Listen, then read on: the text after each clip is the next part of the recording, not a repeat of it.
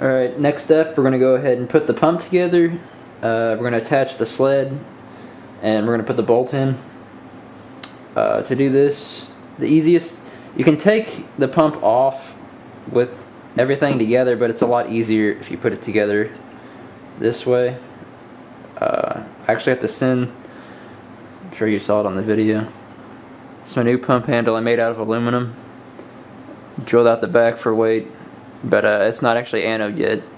I need to send it out, so I'm not going to play with it raw. So I'm going to go ahead and just put the stock one back on for now. Need your 1/8" Allen key for this.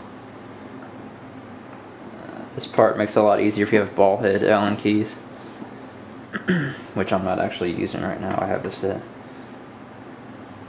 I prefer the longer ones though.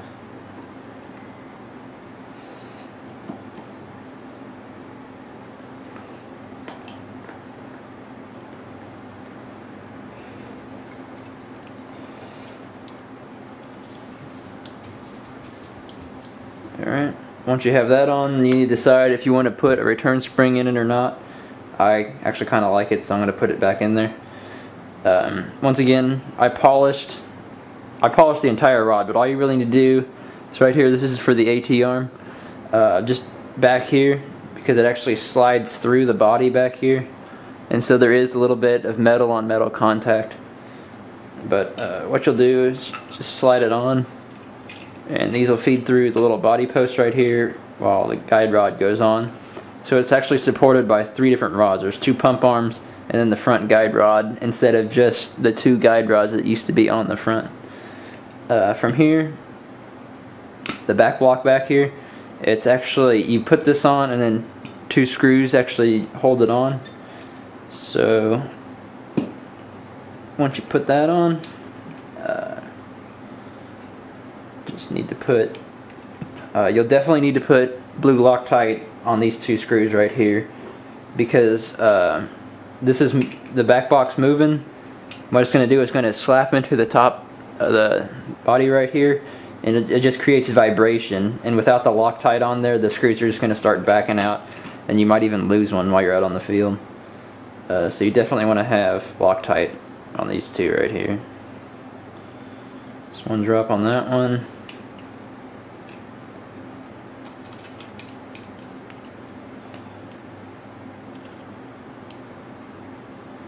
Screw it in. Put one drop on this one also.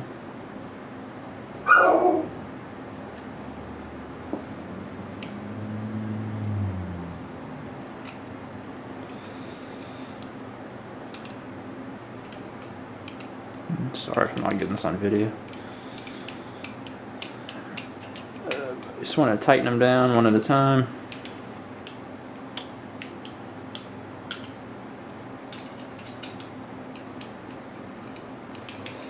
And you got 15 minutes usually for Loctite to set, and so before it dries, hold on, let me get this all tightened down.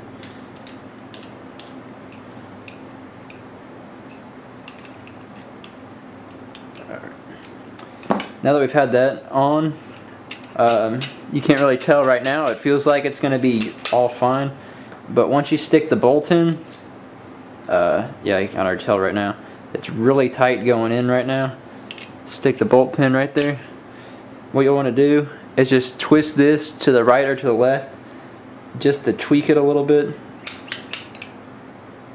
And you can actually feel it moving, but you can see right now, it's fine now. Everything's lined up.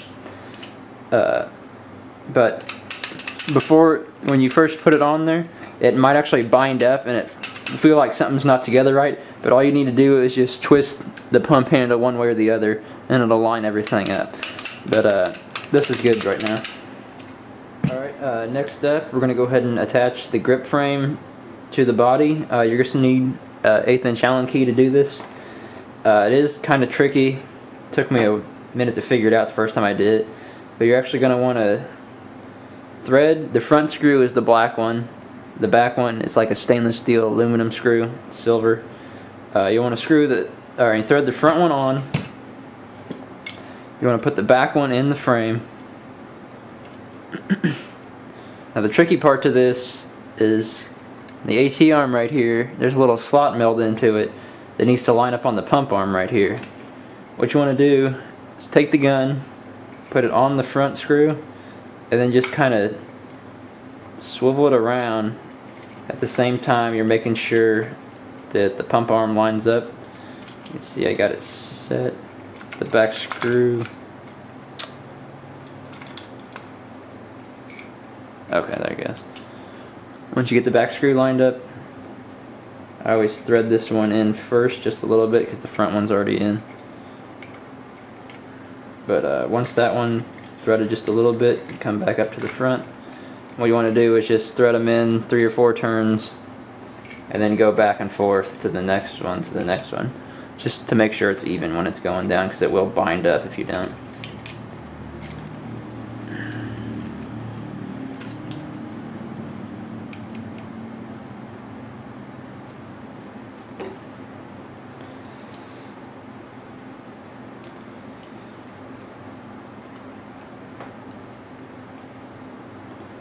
Alright, once that's on tight, you're going to make sure the AT arm works, no binding. I actually adjusted the lug, that's just by chance. Actually it's firing way too early. But once you have that on, put the reg on. Back it back out. Macro line.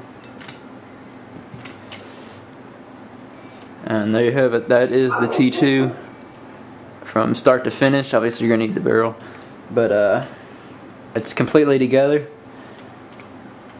It's almost ready to go. Alright, you notice how I said it was almost perfect, almost together. It is together, but it's not anywhere near what you're going to want it to shoot with. You're going to need an 1/8 inch Allen key to do this. What we're going to do is adjust the lug. For the AT, you notice it was firing way back here. To do this, to adjust it, you're going to want to take the bolt out, but then just stick the pin back in here so you can still cock the gun. But once you cock it back, the screw back here on the hammer, if you turn it to the right, it's going to make the gun fire more towards the front of the top tube. If you adjust it to the left, it's going to fire more towards the back of the tube. And what you want to do is have it so there's about an 1/8 inch gap when the gun fires. As you can see, won't fire, won't fire, won't fire. And when you get about to an 1/8 inch, fires. What this will do is allow the gun to fire properly if you just hold down the trigger and use the AT. But that's simple. It's just a lug adjustment. Remember, if you want it to fire, if it's firing way back here, you're going to want to turn it to the right. If it's firing way up against the block and it won't fire back here, you're going to want to turn it to the left. But once you've done that, that can be a cause for drop off if you're experiencing that, just because the gun's not firing when it's properly supposed to. Because if it fires too early, it's going to fire when the inlet on the bolt is not over top of the inlet in the body, so all the air is not going to be able to make it through the bolt properly. But that tunes that. You're going to want to set the regulator to around 300 and then adjust the IVG. Cockers are different than regular guns. You don't adjust it by the main reg. The main reg, you're going to want to sweet spot it just so the reg's consistent. It'll probably be consistent at like 250, probably 250 feet per second.